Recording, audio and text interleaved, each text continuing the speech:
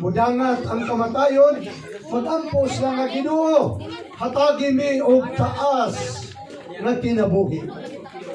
Maayo biya po paminahon, pero mga kaigsunan sa Biblia, ipakita nga kanang taas nga kinabuhi, nga gipangandoy sa kadaghanan, labaw-labaw lang nagjutay sa mubo nga kinabuhi. Ang mubo nga kinabuhi matapos, ang taas nga kinabuhi matapos usab.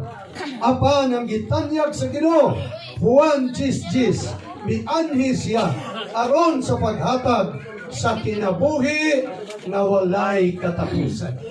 Dili di ay taas na kinabuhi ang ihatag lang sa Dios, kundi kanagdyong kinabuhi na dili na matapos, pinaagi sa atong pagtuo, pagdawat o pag-alagad sa atong Ginoo.